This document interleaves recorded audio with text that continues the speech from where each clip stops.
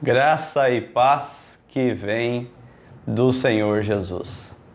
Continuando o nosso estudo da Epístola aos Hebreus, vamos analisar hoje o capítulo número 11, versículos 1 a 3. Vamos orar? Pai, em nome do Senhor Jesus, dá-nos a compreender o mistério da fé e nos ajuda a viver pela fé. Nos ajuda, sobretudo, a compreendermos que a fé não é nossa, é do Senhor, o Senhor quem dá, mas nós precisamos desenvolvê-la, crendo realmente naquilo que aguardamos. Nos ajuda a entender isso que para muitos cristãos é tão difícil. Nós te pedimos isso em nome do Senhor Jesus. Amém. O objetivo desse estudo: analisar a fé como segurança e substância enquanto o que se espera não é aparentemente real. Esse é o nosso objetivo e para isso vamos analisar estes primeiros 3 versículos de Hebreus capítulo 11, versículos 1 a 3. Faça a leitura.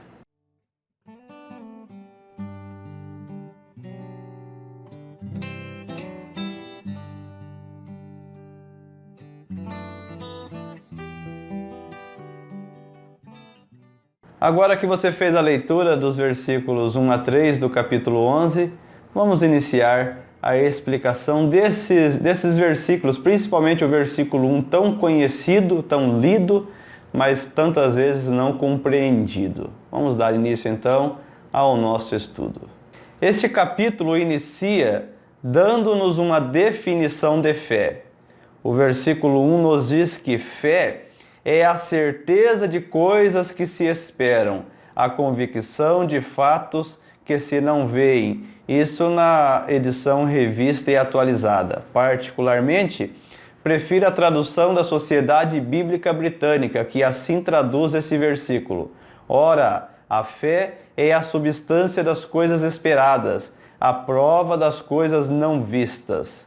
Essa tradução é a que mais se aproxima do original grego upostasis, que significa substância, ser real, qualidade substancial. A palavra traduzida como certeza, na tradução revista e atualizada, provém da palavra grega eupizo, que significa esperar a salvação com alegria e completa confiança. Minha tradução para esse versículo seria assim: fé é a substancialização das coisas esperadas, a confiança daquilo que se espera, mas não se vê. Importante é lembrar que o autor começa definindo fé para concluir o que já havia dito no fim do capítulo 10. Para não retrocedermos, precisamos viver pela fé.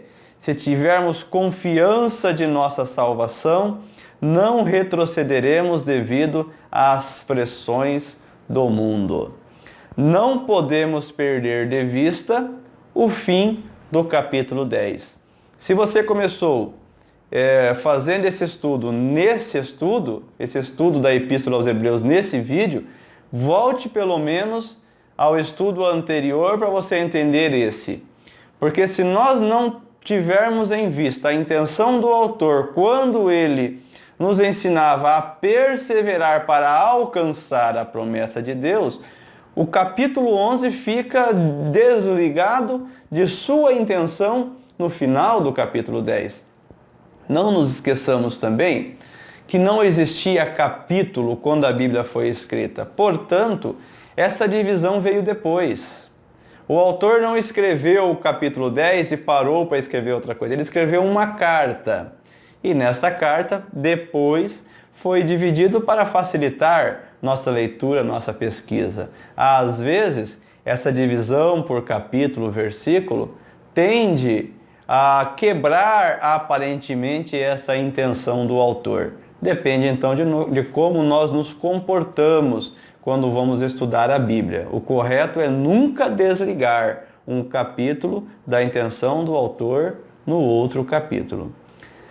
Sobre esta tradução da edição revista e atualizada, esta tradução da Sociedade Bíblica Britânica, esta compreensão da análise do original grego, e nessa tradução, que particularmente seria a minha para este versículo, medite, volte se necessário para você entender. Se você não entendeu, ou se você ficou com dúvida, a continuidade desse estudo tratará exatamente das definições dadas neste primeiro item deste estudo. O que significa substancializar? Basicamente, tornar uma substância, algo concreto, em algo real para mim. Fazemos isso com o sentido da visão, por exemplo. Ao aprender que determinada cor possui o nome amarelo, quando olhamos para aquela cor, sabemos que é amarelo. Não adianta outra pessoa dizer que é azul, sabemos que é amarelo. Nós substancializamos tudo desde o nosso nascimento. Um dia nós vimos uma cor amarela e alguém disse, isto é amarelo. Outra vez nós vimos o azul e alguém disse, isto é azul, vermelho. Depois que nós aprendemos que aquela determinada cor é vermelha, não adianta tentar nos convencer de que aquilo é amarelo, porque agora nós já sabemos que é vermelho. Então aí entra o nosso sentido e entra a associação a esse sentido que nós internalizamos.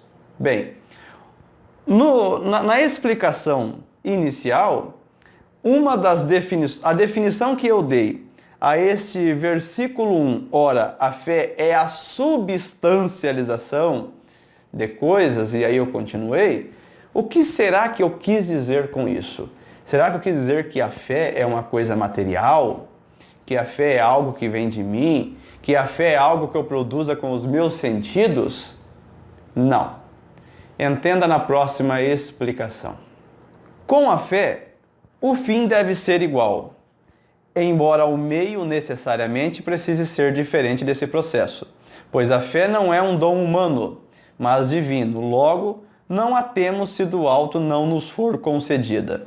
Contudo, devemos aprender a desenvolver nossa fé, ao ponto de considerarmos a verdade divina um fato em nossa vida, mesmo não havendo ou não a possuindo.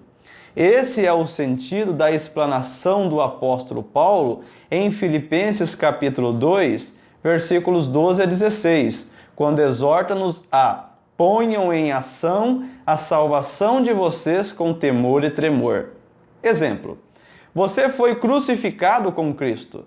A Bíblia afirma essa verdade, bem como afirma que sua vida é uma vida ressurreta, juntamente com Ele, em Efésios capítulo 2, versículos 8 a 13. Como isso pode se tornar real em sua vida? Somente pela fé. Através da fé, os fatos divinos se tornam uma substância, algo concreto ou real em meu viver. Pela fé, eu posso viver o plano de Deus para a minha vida, embora pela razão, ou seja, pelas evidências humanas, tudo indique o contrário. Então, nós devemos ter uma definição de fé para vivermos como uma substancialização de coisas que nós aguardamos, que nós esperamos. Isso tem que ser substancializado. Tem que se tornar uma substância, algo concreto, algo real, algo experimentado. Eu não estou falando daqueles experimentos científicos, algo experimentado em nosso viver, em nosso interior.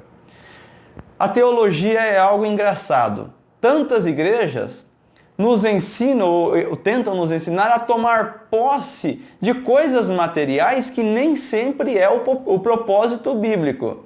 Mas existem coisas que nós realmente temos que tomar posse. E disso poucos pastores falam. Precisamos tomar posse de que Jesus é a nossa vida, se nele cremos. Precisamos tomar posse de que nós somos uma nova criatura, criados em Cristo Jesus para boas obras. Precisamos tomar posse de que, passando o sofrimento deste mundo, moraremos com Deus nos céus, se o Espírito Santo testifica com o nosso espírito que nós somos filhos de Deus.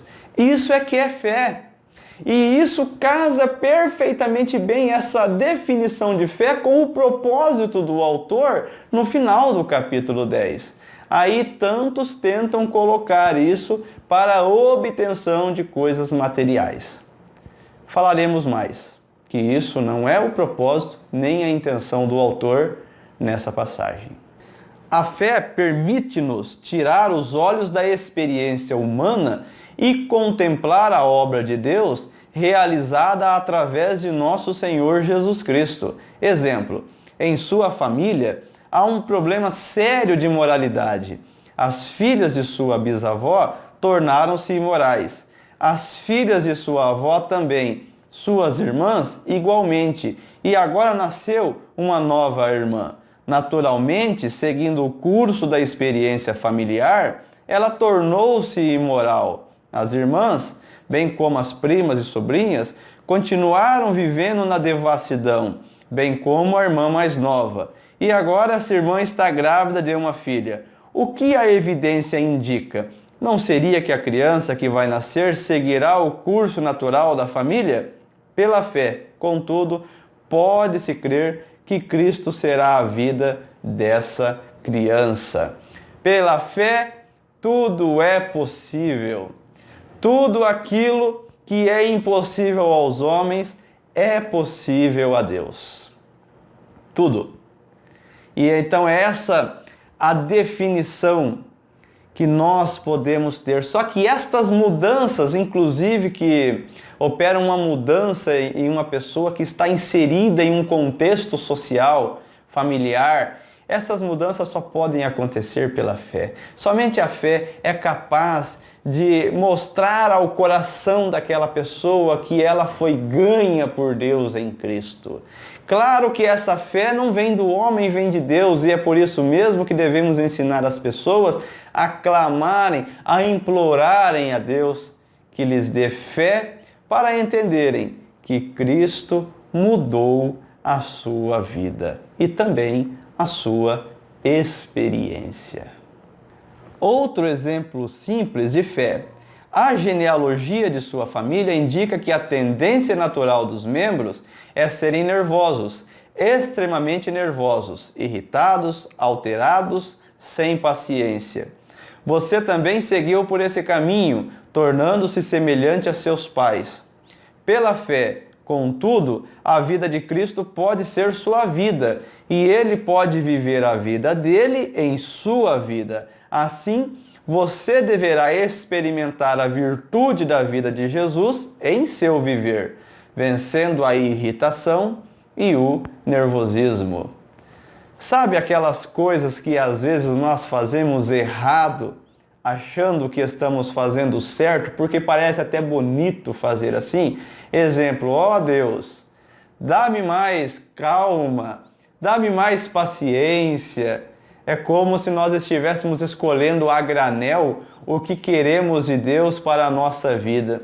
Quando na verdade nós deveríamos experimentar o poder de Deus revelado na palavra dele na nossa vida. Ó Deus, em teu Filho eu creio agora, pela fé que o Senhor me deu, ele é a minha vida. Eu torno isto real para mim pela fé que o Senhor me deu. Consequentemente, ele sendo a nossa vida, ele trata nosso nervosismo, ele trata nossa impaciência, ele trata tudo aquilo que deve ser tratado por Deus. Ele é o agricultor que com uma tesoura nas mãos poda a nós que somos os ramos. Fé é isso.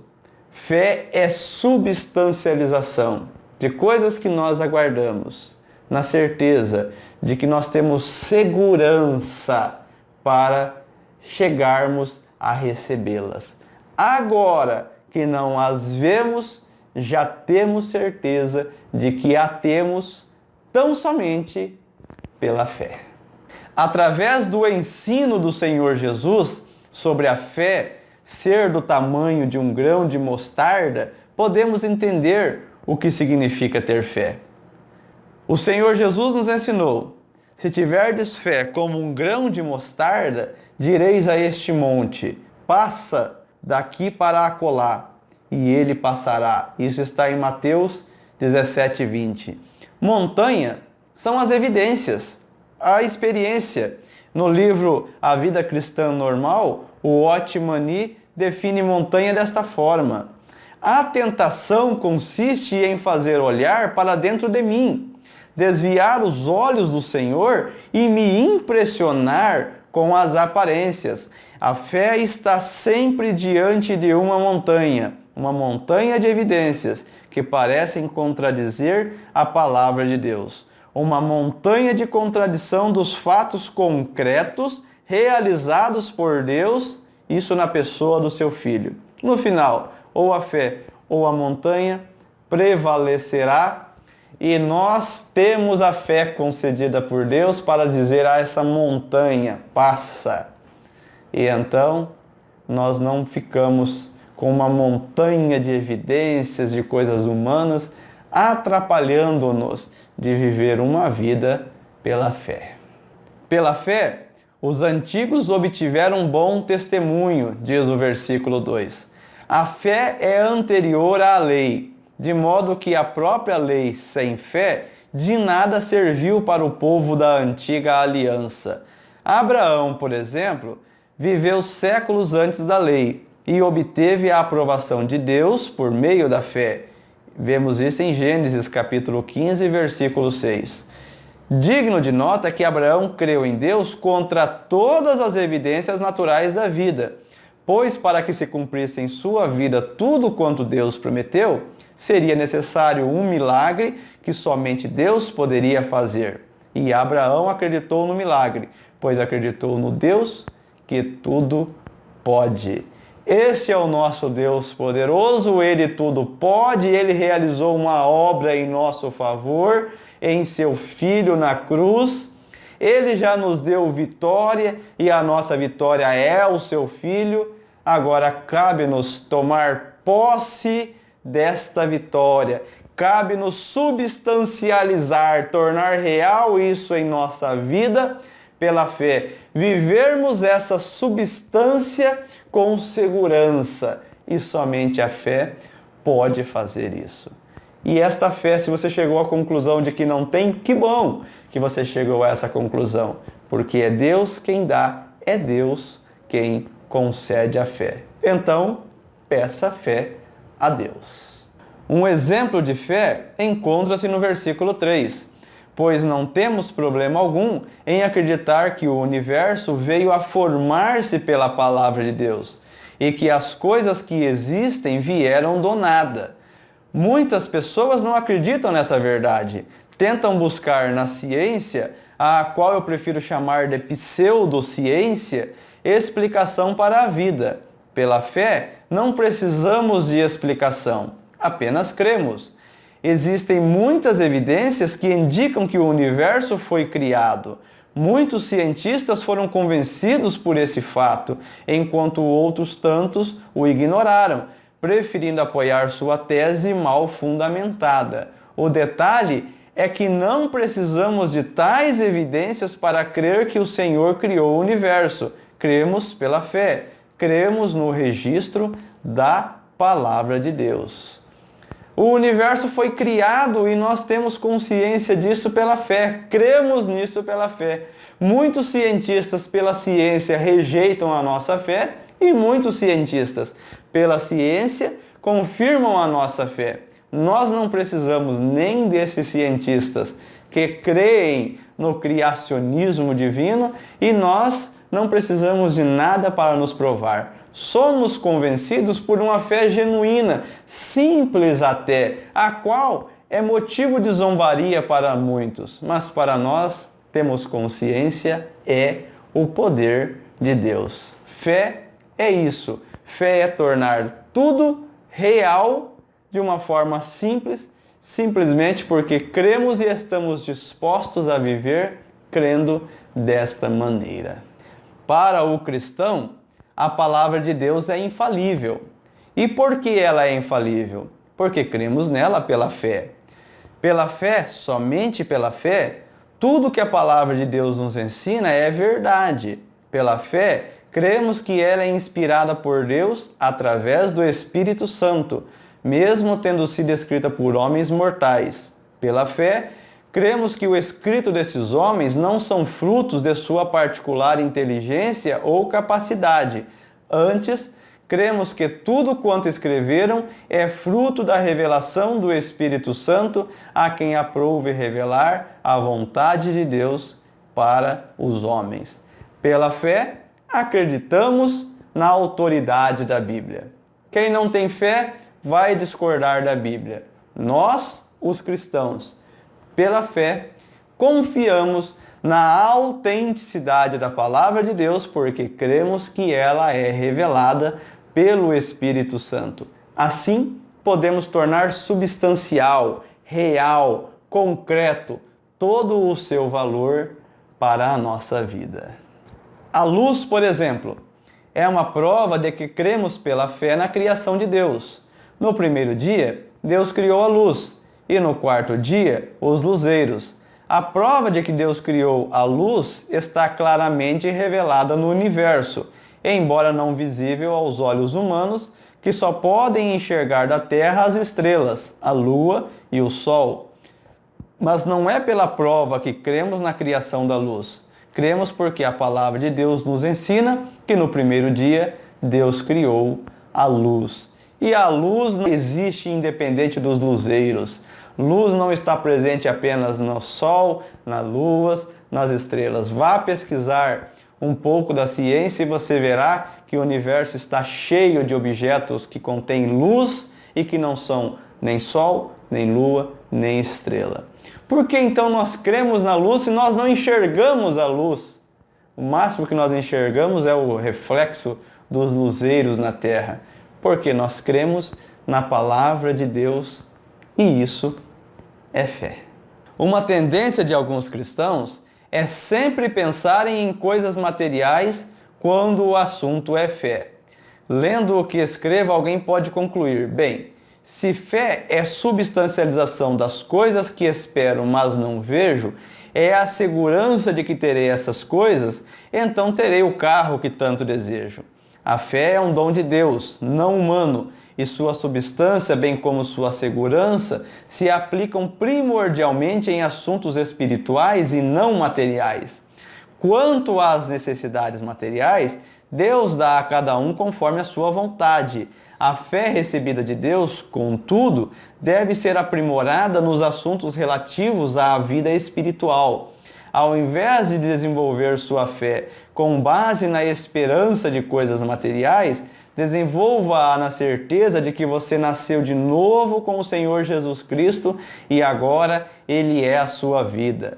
Desenvolva sua fé, substancialize a realidade de que você é uma nova criatura, conforme 2 Coríntios capítulo 5, versículo 17.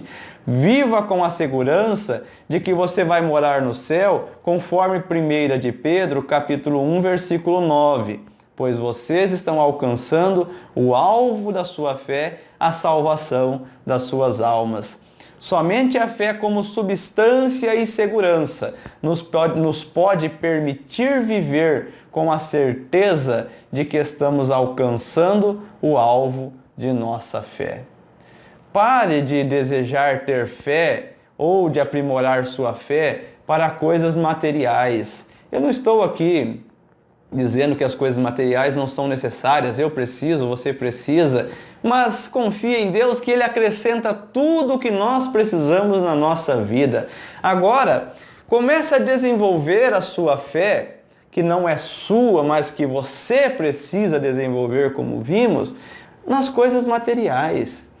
Desenvolva a sua fé para que você entenda finalmente que você nasceu de novo, que você é uma nova criatura, que você é uma pessoa regenerada e que você vai morar nos céus. Pare de ser um cristão na média ou abaixo da média. Seja um cristão como os cristãos primitivos, aqueles que substancializavam a sua fé, tornando os fatos divinos em Cristo, revelados na palavra de Deus, coisas essas se tornavam reais na vida deles. Que Deus nos conceda esta mesma graça. Resumindo então esta sessão de Hebreus capítulo número 11, versículos 1 a 3. A fé é a segurança daquilo que esperamos. Esperamos com confiança, com segurança, por estarmos convencidos de tal realidade pela fé. Assim é a confiança do cristão em sua salvação. Fé é isso, fé é aquele poder de Deus, porque a fé é divina. Vou repetir isso em todo esse estudo. Fé não vem do homem, vem de Deus. E aí então cabe ao ser humano dentro desse... Aí é como eu creio, né? Eu sei que isso que eu vou falar agora é muito adverso, é muito complexo na teologia. Muitos não vão concordar comigo. Mas dentro de toda essa liberdade que Deus dá ao homem, ele também tem a liberdade de desenvolver esta fé que Deus deu a ele. E muitas pessoas acabam então não desenvolvendo a sua fé, acabam não tornando real para a sua vida, substancial, concreto, a vontade de Deus, as coisas espirituais de Deus para a sua vida. Nós, os cristãos, precisamos tornar real, tornar concreto por meio desta fé que Deus nos deu e vivermos assim por essa fé que torna real as realidades espirituais na nossa vida, ao ponto de termos segurança. E essa maior, não existe segurança maior de que nós vamos morar com Deus nos céus. Talvez o desafio aqui então seja parar de ficar pensando tanto nas coisas materiais e pensar mais na realidade espiritual, até porque aqui nesse mundo nós somos bem passageiros. Nosso alvará está para vencer, nós não sabemos quando, e nos comportamos, a tendência é nos comportar aqui como se fôssemos ficar aqui para sempre. Não aguardamos coisas materiais com segurança de que irão acontecer. Se Deus as quiser nos dar, ótimo. Se não quiser, nossa confiança não está em tais coisas. Se o motivo do seu culto se baseia nas coisas que você quer ter de Deus, me desculpe, você nunca será um cristão genuíno e autêntico. Porque o nosso culto, e quando eu digo o nosso culto, a nossa vida, o nosso culto diário, ele deve se resumir à vida que nós vivemos para com ela glorificar a Deus, como novas criaturas, como nascidos de novo. E aí, como dizia o apóstolo Paulo, pensamos nas coisas do alto, buscamos as coisas do alto, e as coisas materiais somente são coisas de que precisamos, as quais Deus dá ao devido tempo a cada um. Se você enfatiza demais a necessidade das coisas materiais, eu acho que você entrou por uma porta do Evangelho, dessa teologia da prosperidade. Meu convite é que você reflita então no que é a vida cristã aos moldes da palavra de Deus. A fé é ainda a substancialização das coisas espirituais. A fé é dom de Deus, não nosso. Não produzimos fé. No entanto, pela fé, podemos assumir a substância como algo real. Cristo é a nossa vida pela fé. E somente pela fé podemos assumir essa verdade espiritual. Cresça a cada dia nisso. Busque santidade a cada dia nessa verdade. Cristo é a nossa vida. Cristo é a nossa santificação. Não existe santidade sem Cristo. Então, com a fé que Deus te deu, busque essa realidade espiritual para a sua vida. Dê menos importância às coisas dessa vida. dê mais importância ao reino de Deus e à realidade espiritual para a qual nós fomos criados e chamados segundo a vontade de Deus. Como a fé pode ser para nós uma substância? Só será quando não vivermos mais pelas circunstâncias, mas pela garantia da palavra de Deus. Quando nossa vida como novas criaturas e por fim nossa salvação for algo tão real quanto a palavra de Deus afirma ser, então poderemos afirmar que a fé é a substância das coisas que esperamos. Horas! A salvação Deus já te deu em Cristo, desde que em Cristo você creu. E também já te deu, já que você recebeu a salvação, a vida do Filho dele para você viver aqui na terra até chegar no céu. Tome posse então dessa verdade espiritual. Viva com essa garantia de que Cristo é a sua vida e que você está indo morar nos céus. E aí então, analisando sob este ângulo, podemos entender a continuidade do que o autor aos Hebreus tratou no final do capítulo 10, quando ele disse que, depois de nós termos feito a vontade de Deus, alcançarmos a promessa. A promessa para você não é uma hipótese, a promessa para o cristão é algo real. Nós somos abençoados desde o chamado de Deus, lá na pessoa de Abraão, até mesmo antes de Abraão, na intenção do coração do Pai. Estudamos um pouco disso no capítulo anterior. É da vontade de Deus que sejamos salvos e o convite da salvação veio na pessoa do Senhor Jesus. Então você recebeu a salvação quando creu no Filho de Deus, agora vive tornando real a vontade de Deus na sua vida, tendo segurança até você chegar nos céus. Essa segurança não é uma hipótese, é algo real e é Deus quem assegura. O Senhor Jesus disse: eu vou para o Pai preparar-vos morada. O cristão vive pela fé. Pela fé, ele acredita na palavra de Deus. Ainda que a ciência se esforce em colocar em dúvida a palavra de Deus, continuamos firmes em nossa confiança somente pela fé. Cremos na criação pela fé. Cremos neste mundo criado pela fé. Cremos que Deus criou as pessoas e os animais como são. O cristão não crê na evolução por essa razão. Fé. Podemos provar nossa teoria? Não. Não precisamos provar. Não entramos nesse campo da prova, porque a fé não precisa de evidência. Ela só precisa de um coração aberto para recebê-la.